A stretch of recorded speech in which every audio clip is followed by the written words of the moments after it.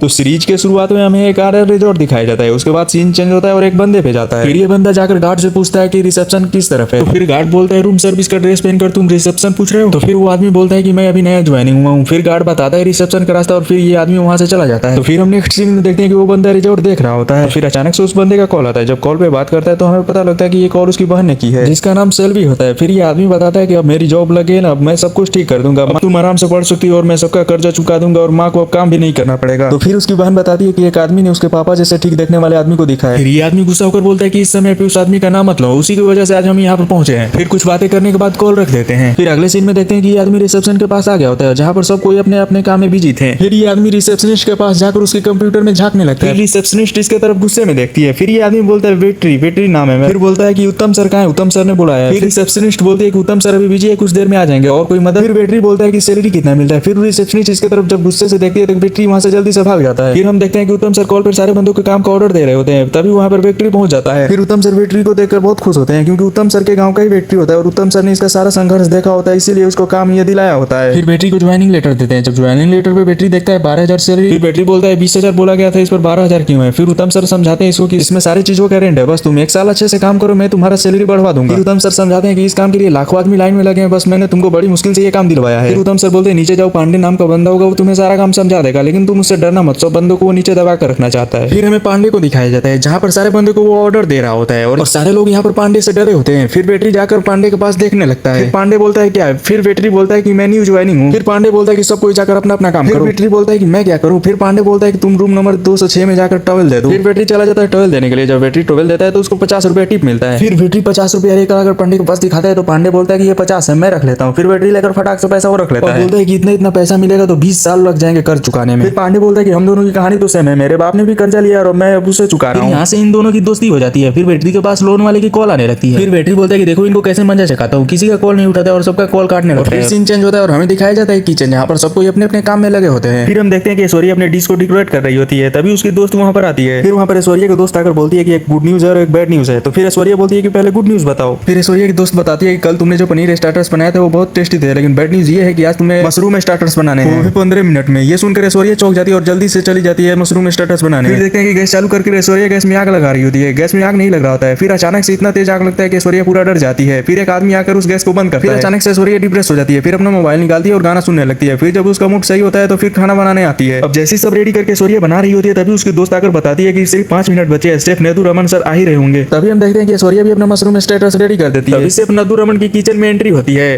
तभी शेफ नदू रमन एक एक करके सबकी डिश चेक करने लगते हैं। सब लोग यहाँ पर डरे होते हैं और नदू रमन सबके खाना एक एक करके चेक कर रहे होते हैं। अब जैसे इस आदमी का खाना टेस्ट करते हैं इनको गुस्सा आ जाता है, इनको अच्छा नहीं लगता है। अब इसको डांटने के बाद ऐश्वर्या का खाना टेस्ट करते हैं। यहाँ पर ऐश्वर्या भी डरी होती है, लेकिन ऐश्वर्या का खाना यहाँ पर इनको अच्छा लगता है। जिसका खाना इनको अच्छा नहीं लगा होता है उसको बुलाते हैं और बोलते हैं कि इस गर्म पानी को उतारो। अब जैसे वो आदमी ग्लव्स पहनकर पानी उतारने वाला होता है तो नदू रमन बोलता है कि ग्लव्स निकाल कर पानी उतारो, और इधर सब लोग बस देख कर ही रह जाते हैं। उसी तरह आदमी का हाथ जल रहा होता है, वो पानी उतार रहा होता है। नदू रमन उसको बहुत डांटते हैं। तभी हम देखते हैं कि इधर बैटरी की पहली ऑर्डर मिल चुकी है और ये जा रहा होता है ऑर्डर लेने। पांडे बोलता है कि बधाई हो पहले ऑर्डर के लिए, और इतने खुशी खुशी कहाँ जा रहे हो। फिर बैटरी बोलता है कि मैं पहली बार किचन में जा रहा हूँ ना, इसलिए खुश हूँ। फिर पांडे बोलता है कि ज्यादा खुश मत हो, किचन में जाना मतलब शेर के गुफे में जाने से कम नहीं है। बैटरी बोलता है कि मैं सिर्फ शकल से काला हूँ लेकिन सोच से अंग्रेज हूँ, देखो अभी कैसे ऑर्डर देकर आता हूँ। तभी किचन में देखते हैं कि नदू रमन कोई नया डिश बना रहा होता है और बैटरी इधर काउंटर से सब देख रहा होता है और ऐश्वर्या भी अपना इधर काम कर रही होती है। तभी नदू रमन बोलता है जॉन तुम्हें कोई स्मेल आ रही है, तो जॉन बोलता है कि नहीं शेफ। तभी बैटरी बोलने लगता है कि इधर कुछ जल रहा है, इधर कुछ जल रहा है। नदू रमन गुस्से से बैटरी की तरफ देखता है और सारे लोग बैटरी की तरफ देखने लगते हैं। तभी जॉन बैटरी को धक्का मार के किचन से बाहर निकालने लगता है। जॉन बोलता है कि तुम्हें नहीं मालूम क्या ड्रेसिंग पास करने के बाद सैलरी से पैसा काट लिया जाता है, और फिर ये बोलकर वहां से बैटरी को भगा देता है। फिर हम देखते हैं कि जो खाना जला होता है वो ऐश्वर्या का ही खाना होता है। फिर नदू रमन ऐश्वर्या के पास आता है और बोलता है तुम सेफ अच्छी हो, लेकिन अब 2 दिन तुम काउंटर संभालोगी। फिर ऐश्वर्या समझ जाती है कि यही उसका सजा है। ऐश्वर्या जैसे ही काउंटर पे जाती है तो बैटरी वहीं पे होता है और बैटरी को ऐश्वर्या बोलती है खुद को बड़े कुक समझते हो क्या। तो बैटरी बोलता है नहीं कुक तो आप हो, लेकिन आपको कुछ समझ में नहीं है क्या चल रहा है। तो ऐश्वर्या के दोस्त मुस्कुराने लगती है। तो फिर बैटरी बोलता है आप सेफ हो, आपको तो बताना चाहिए ना। फिर ऐश्वर्या बोलती है कि तुम यहाँ से जाओ, 20 मिनट के बाद ऑर्डर लेकर जाना। तो फिर बैटरी वहां से चला जाता है। फिर बैटरी सारी बात पांडे को बताते हैं। फिर पांडे बोलता है कि तुम्हें आज ही नौकरी से हाथ धोना है क्या। बैटरी बोलता है यार पता नहीं कैसे खाना बना रहे हैं। फिर पांडे बोलता है वो कुछ भी करे, हमें उनसे क्या मतलब। अगले सीन में हम देखते हैं कि नदू मरन इधर गुस्से में होता है और सबको काम बता रहा होता है कि सही से काम करो। फिर देखते हैं कि बैटरी भी वहाँ पे आ जाता है। तभी नदू मरन ऐश्वर्या को बोलता है कि ये सूप ले जाकर सर्व कर दो। अब ऐश्वर्या जैसे इधर सूप सर्व कर रही होती है तब तक बैटरी इससे टकरा जाता है और सारा सूप गिर जाता है। फिर नदू मरन गुस्से में आकर उत्तम सर को बुलाकर बोलता है कि क्या तुम बता सकते हो तुम्हारे डिपार्टमेंट का आदमी इधर क्या कर रहा है। बहुत गुस्से में बहुत खोड़ी गोटी सुनाता है और बैटरी चुपचाप बस देख रहा होता है। और इधर बैटरी और पांडे मिलकर सब साफ कर रहे होते हैं। अब सब साफ सफाई करने के बाद सोने जा रहे होते हैं तो पांडे बोलता है कि आज तुम्हारी वजह से मुझे भूखा सोना होना पड़ेगा। और ये बात वेटरी को अच्छा नहीं लगता है। फिर चोरी छुपके से किचन में जाता है और वहाँ से एक रोल बना कर लाता है। फिर पांडे को जगाकर वो रोल पांडे को खाने के लिए देता है। फिर पांडे बोलता है कि तुमने भी तो कुछ नहीं खाया। फिर दोनों आधे आधे रोल खाते हैं। फिर पांडे बोलता है कि क्या ये रोल तुमने बनाया है, ये बहुत टेस्टी है। वेटरी बताता है कि जो किचन में बचा कुचा था उसी से बनाया है। तभी वेटरी का फोन आता है। कर्जा वाले उसके घर पे पहुंचे होते हैं और वो वेटरी को बहुत धमकाते हैं और बोलता है कि अगर तुमने पैसा जल्दी नहीं लौटाया तो बहुत बुरा होगा तुम्हारे घर वालों के साथ। फिर वेटरी की बहन को फोन देकर वहां से चले जाते हैं। फिर वेटरी बोलता है कि मैं कमा रहा हूँ ना, मैं अब सबका कर्जा उतार दूंगा, बस दरवाजे पे कोई आए तो दरवाजा मत खोलना। और एपिसोड 1 यहीं पर खत्म हो जाता है। और नेक्स्ट पार्ट में देखते हैं कि वेटरी को पांडे बताते हैं कि कैसे कस्टमर के नाम पे बिल फाड़ के खुद वो सामान यूज करते हैं। और दूसरी तरफ देखते हैं कि एक ब्लॉगर फैमिली आकर होटल में हंगामा मचा रही होती है क्योंकि जो उनका रूम चाहिए होता है वो नहीं मिला होता है। सारे स्टाफ उनको समझाने में लगे होते हैं लेकिन वो लाइव आकर होटल की बुराई कर रहे होते हैं। और तभी एंट्री होती है होटल की मैनेजर की। और तभी होटल का मैनेजर चेक करता है और इनको जैसा रूम चाहिए था उससे भी अच्छा रूम देता है। तभी एक होटल का स्टाफ बोलता है कि सर उसका रेंट तो उससे दुगुना है, वो क्यों दिया। तभी मैनेजर बोलता है कि अगर उनका वीडियो वायरल हो जाता तो हमारे रिजॉर्ट का नाम खराब होता। और इधर देखते हैं कि नेदुमरन ऐश्वर्या को एक केक बनाने का ऑर्डर देता है और बोलता है कि इस बार मुझे कोई गलती नहीं चाहिए। फिर ऐश्वर्या केक बनाने में लग जाती है। तभी उसकी दोस्त आकर बताती है कि इधर का फ्रिज खराब हो गया है, लॉबी वाले फ्रिज में केक को रख देना। और जब केक बनकर तैयार हो जाता है तो ऐश्वर्या केक को ले जाकर लॉबी वाले फ्रिज में रख देती है। और इधर हम देखते हैं कि वेटरी और पांडे बैठकर अपने दोस्तों के साथ खाना खा रहे होते हैं और पांडे इधर वेटरी को सबके बारे में बता रहा होता है। और तभी हम देखते हैं कि सारी किचन स्टाफ की एंट्री होती है। तभी वेटरी देखता है कि उनके खाना का ऑर्डर लेकर खाना उनके टेबल पर दिया जा रहा है और रूम सर्विस की एक लड़की भी उनके साथ ही बैठी होती है। तभी पांडे बताता है कि ये लोग नेदुमरन के स्टाफ है इसीलिए इनकी इतनी इज्जत हो रही है और वो लड़की किसी को भी अपनी मीठी मीठी बातों में फंसा लेती है इसीलिए वो वहाँ पर बैठी है। और इधर होटल का मैनेजर राजन गुस्से में किचन में आता है और जॉन से बोलता है कि पिछले 2 महीनों में किचन से वेस्टेज जानते हो कितना हुआ है। और बोलता है कि अपने शेफ को बोलो मुझे एक्सप्लेन करे। जॉन बताता है कि शेफ को हर चीज फ्रेश चाहिए, जो एक दिन भी पुराना होता है उसे फेंक देते हैं। इधर देखते हैं कि नेदुमरन भी इधर आ जाता है और बोलता है कि जॉन तुम इधर क्या कर रहे हो। राजन की तरफ इशारा करके बोलता है कि बोलो इसे बाहर। इससे पता लगता है कि राजन और नेदुमरन में नहीं बनती। तभी राजन बोलता है कि अपने इन्वेंट्री का मुझे एक्सप्लेन करो नहीं तो बोर्ड को एक्सप्लेन करना पड़ेगा। अभी नेदुमरन बोलता है कि मैं बोर्ड को ही बताऊंगा,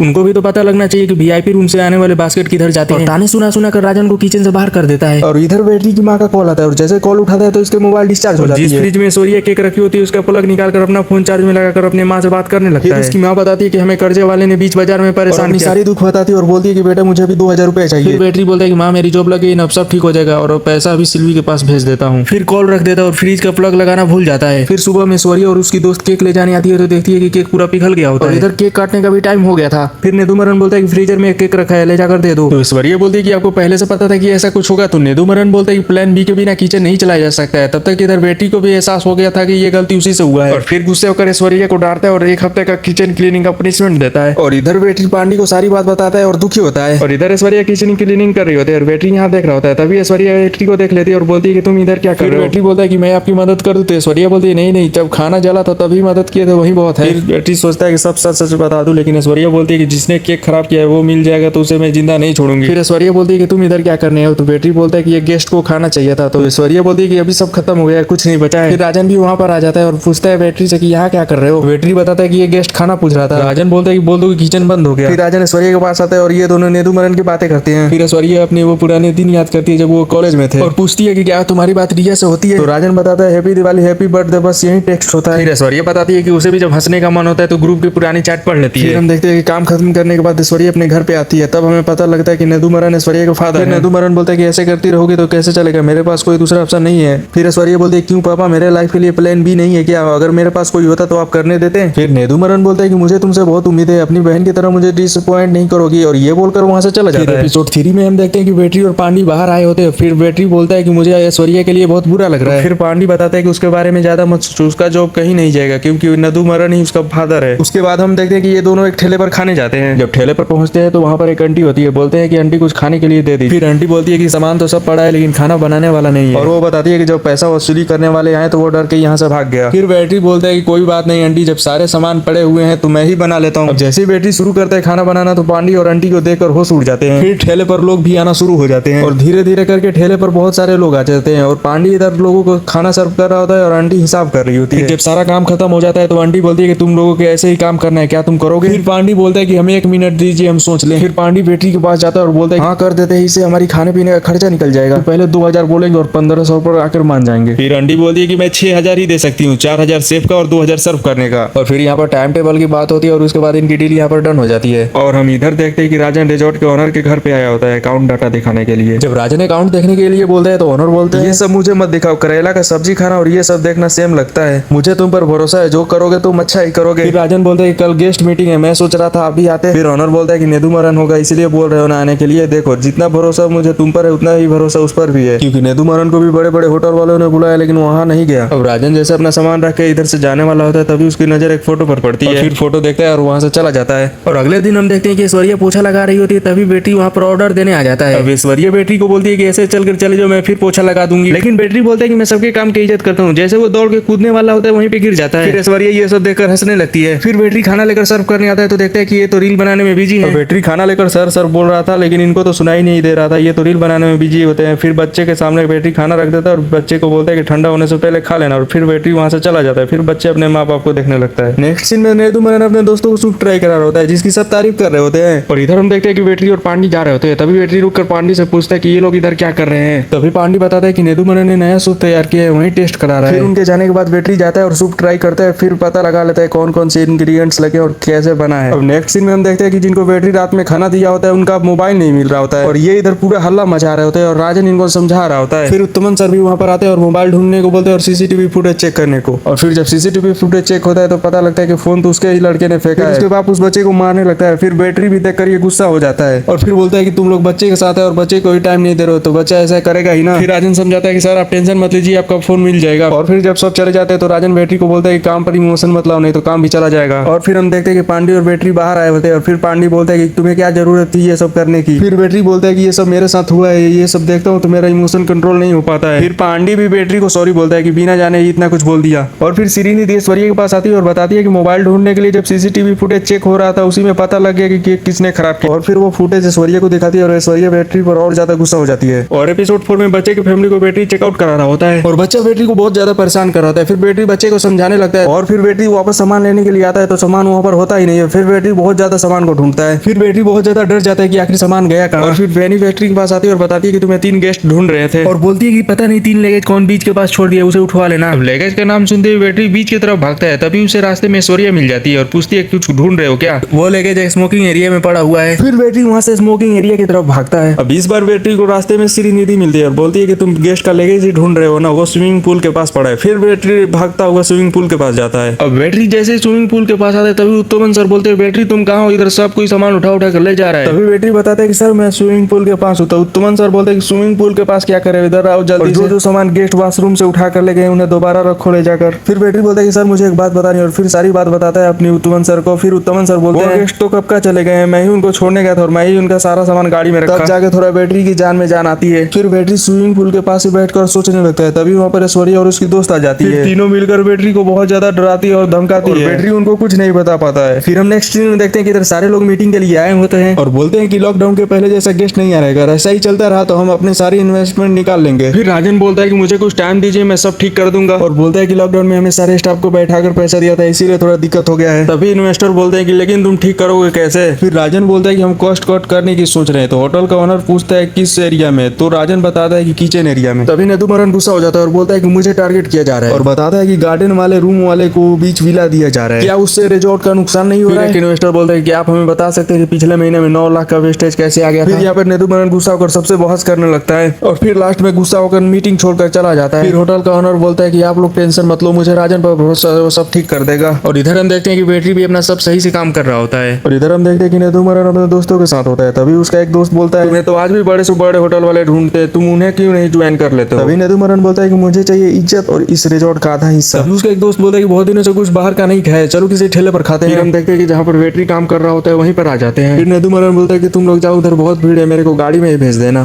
फिर सूप नेदुमरन के भी पास आ जाता है और जैसे ही नेदुमरन सूप को ट्राई करता है फिर नेदुमरन गाड़ी से गुस्से से उतरता है, सूप को फेंकता है और ठेले की तरफ जाने लगता है। और इधर सारे लोग सूप की बड़ाई कर रहे होते हैं। पांडी और बैटरी वहाँ पर नेदुमरन को देखकर बहुत ज्यादा डर जाते हैं। और इधर ठेले वाली आंटी नेदुमरन को देखकर बहुत खुश होती है और बोलती है कि इतने बड़े आदमी हमारे ठेले पर खाने आए हैं। बोलती है कि आपके बारे में पांडी और बैटरी बताते हैं और आपको तो मैं इनसे पहले से ही जानती हूँ। और बोलती है कि सर आपको जो खाना है वो खाइए, हम आपसे एक पैसा नहीं लेंगे। फिर नेदुमरन वहाँ से गुस्से में अपना गाड़ी लेकर चला जाता है। और इधर हम देखते हैं कि पांडी और बैटरी भी बहुत डरे होते हैं। फिर बैटरी बोलते हैं अब क्या होगा।